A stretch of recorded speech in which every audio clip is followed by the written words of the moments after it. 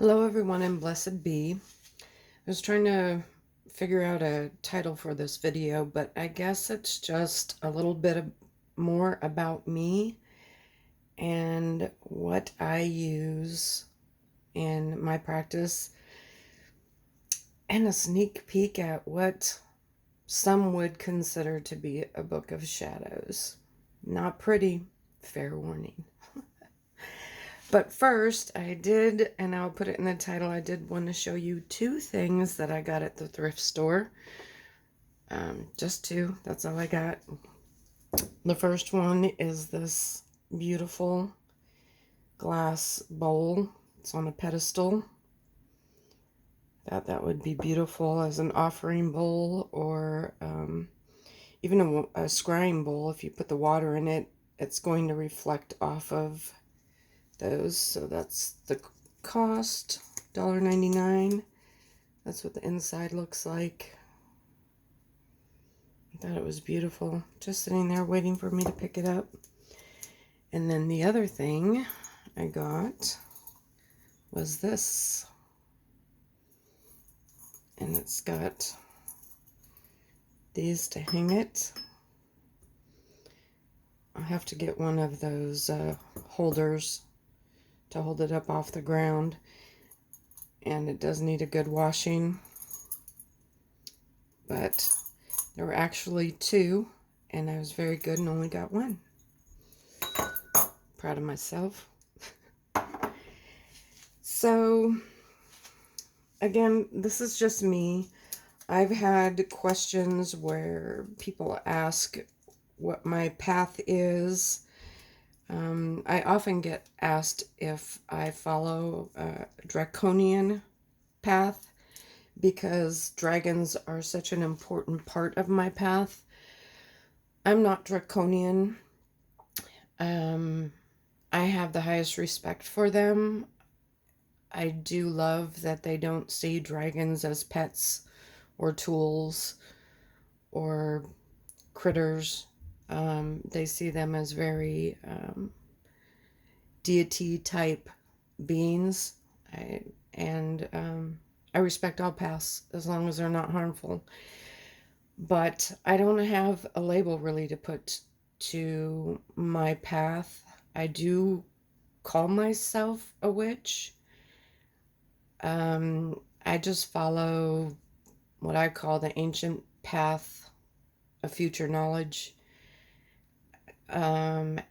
I am interested in chaos magic in theory, just because they do whatever floats their boat. And I do that as well. So I digress. Anyhow, I thought I would show you some of, I guess you would call them, magical tools that I will use.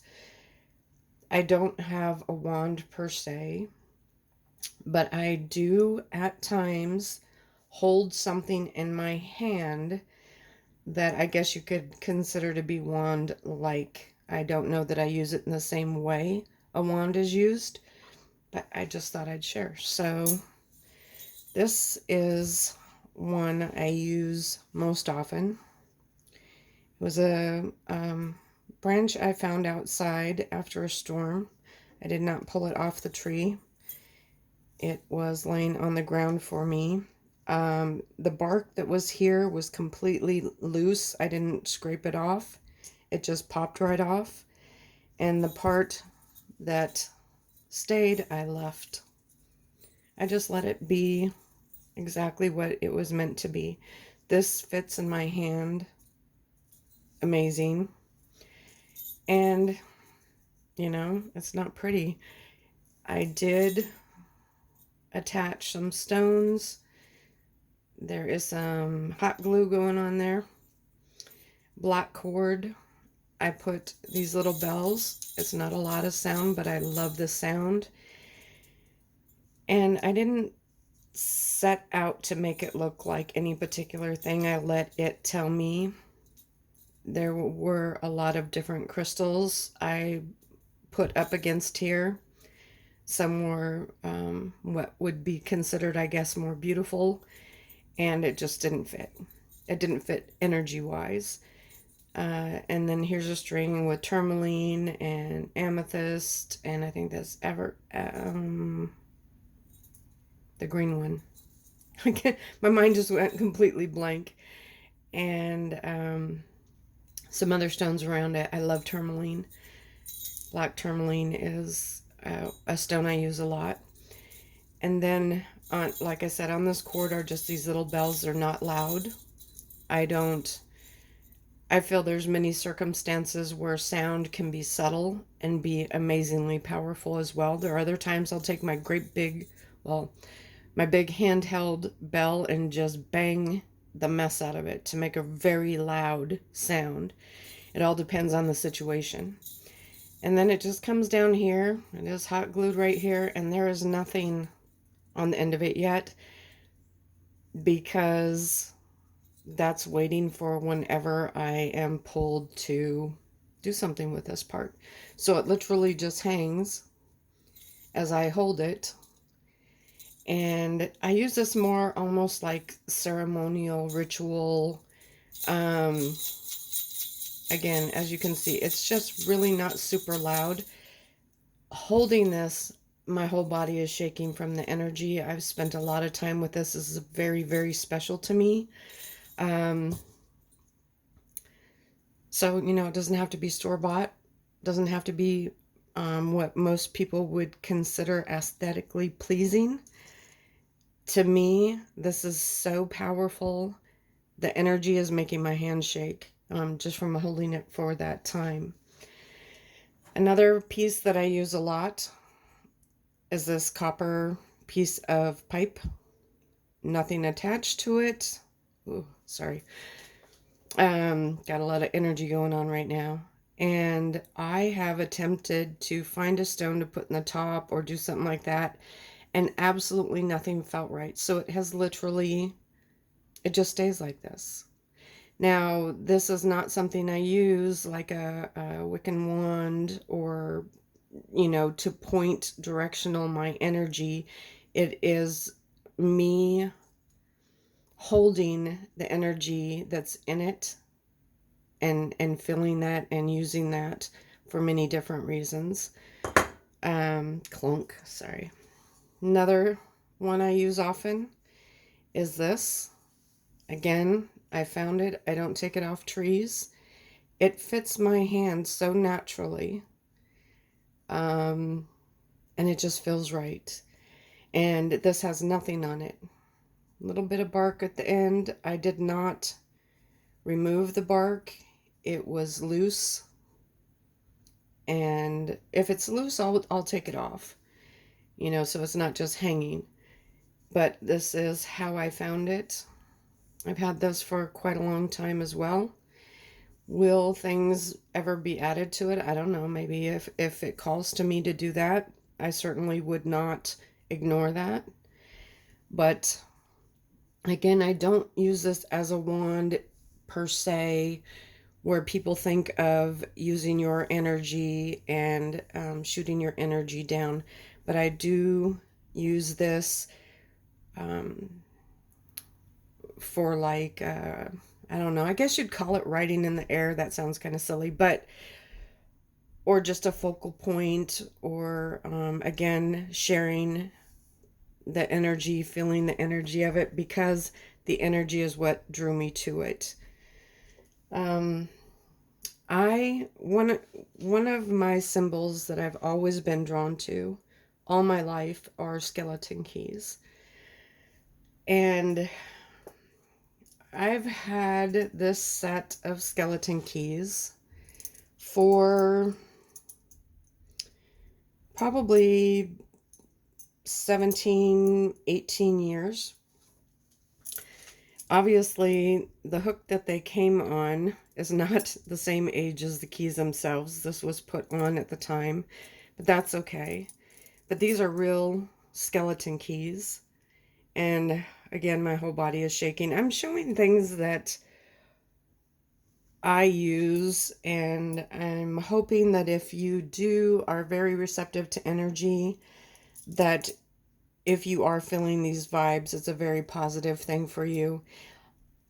but it's very intense. If you start feeling that the energy is too much, then you should block yourself, or shield yourself. Nothing here is negative, but it is extremely intense energy, I guess you could say. And I mean, this one has a 3 on it. These are actual metal, and sometimes I'll hold them like this. You know, again, getting that energy. I work with energy a lot. So I'm going to move this out of the shot just because to me the energy is extremely intense on those. Again, very positive, not harmful in any way, shape, or form. So I'm not saying it's a trigger warning. I'm just saying that sometimes if you are very susceptible to energy, even through a video or something like that, you know, it can just be a little bit too much sometimes. So nothing bad, nothing scary. And I can talk about shielding in another video if anybody's interested. But to move on, another thing that I use a lot, and I've already showed this, is this pendulum. It's very special to me. I do have one very particular entity that uses this as a form of communication with me. But also too, you know, something like this is great for scrying, right? I use this a lot, so often that it's broken a couple of times and I had to restring it. But that you can see in my pendulum video. And again, because, you know, I am not ashamed to say I like to buy some stuff. I like my witchy bling. There's nothing wrong with that. But I also like to honor and be a part of natural as well. And this is a jar spell that I did a couple of years ago on the Facebook group I was in. It was a challenge for people to use what is immediately outside for them to make a protection jar. And I had originally collected this on a plate, but then I have put it in a jar because the plate just took up too much room. But it, you know, it's dirt from outside. It's things that I found directly outside that called to me, put together with intent and for the sole purpose of protection of my home and family, which is why I collected things right outside. And now to the big one. You know, there's controversy out there. The term Book of Shadows is actually relatively new, all things said and done. And then there's a grimoire is this, a grimoire is this, a Book of Shadows is this. Oftentimes people will see a grimoire as information that you've collected from other sources. So it could be information that you received from another source. It could be the wheel of the year. It could be color correspondences, day correspondences, spells, recipes that are 100% from another source.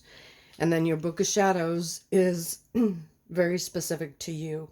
So let's say you found a spell and you wrote it down word for word.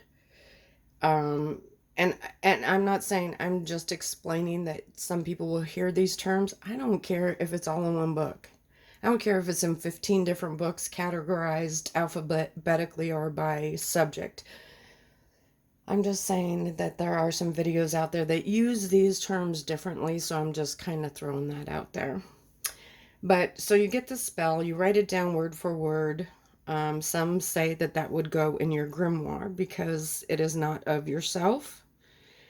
And then if you do that spell and you tweak it a little bit, or you actually do the spell and you are going to write your how it went for you, etc., that would go in your Book of Shadows. Again, like I said, you do you. If you only have one book, then put it all in there, however you want it to be. Um, if your tradition or path tells you to have separate ones for separate things, then do that. If you have one book and that's all you have, then put everything in there however you want it. Don't let anybody tell you it's the wrong way, please. And please don't tell anybody else the way they're doing something is wrong with regards to their path. Okay? With that said, I'm going to show you what some would consider a book of shadows. Mine's not pretty. I'm just that kind of person. I always think about getting one of those beautifully bound journals, book of shadows, whatever you want to call them. And I may someday do that. I'm not saying I won't. But my collection is not pretty. But this is me. And it makes me happy. And it's how I work. And I wasn't ever going to show it. But I'm showing it for that purpose. For those people who are afraid to start or not sure because they keep thinking that they have to have that special book done a certain way.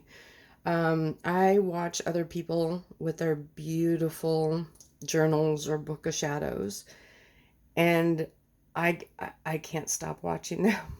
I love watching them, and kudos to that talent. That is not me. My talent lies elsewhere, I would like to think. But for a long time, I didn't write it down anywhere. It all stayed in my head. That kind of stems from my childhood. And I won't get into that, but a lot of things that I wrote down were destroyed or used against me in certain ways. So I think I tended to just keep them internally. And over the past several years, I've come to feel safe about writing things down again. So I'm doing that. And here it is.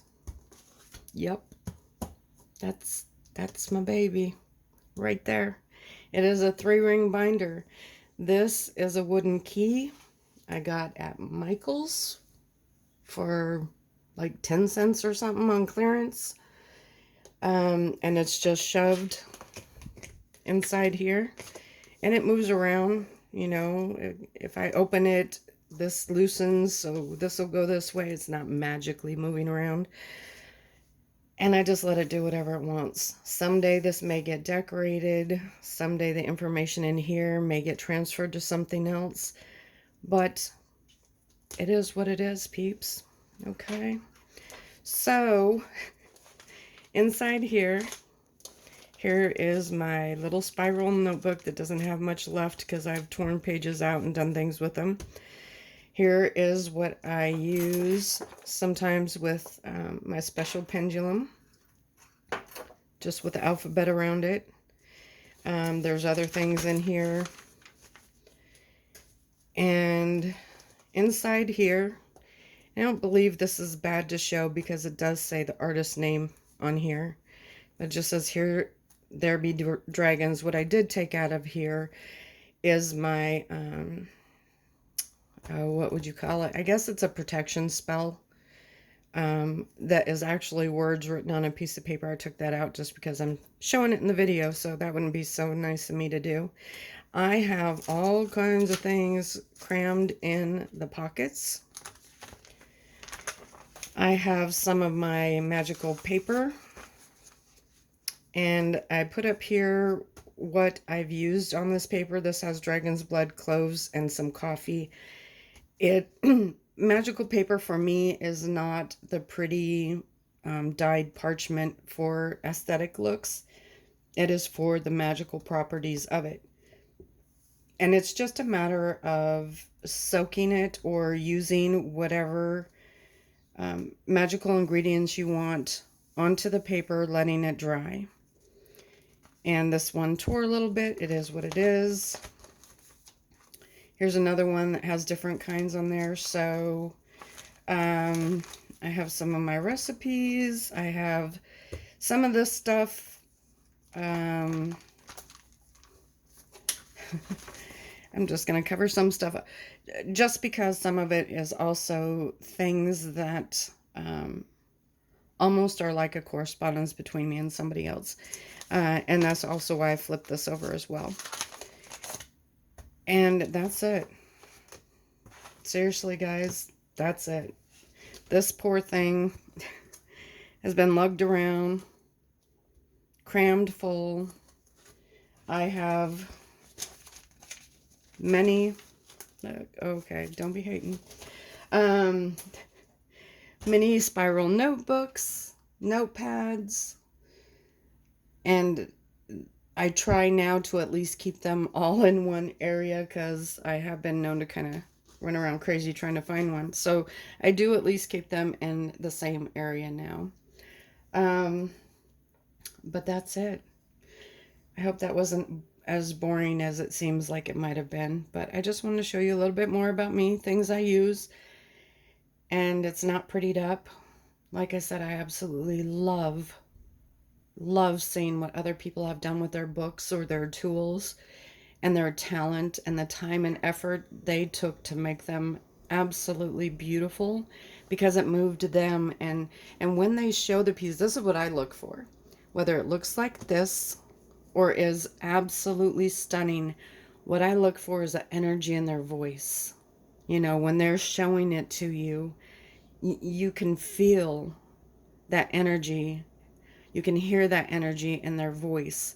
And that's what moves me, whether it looks like this or one of those stunningly gorgeous ones.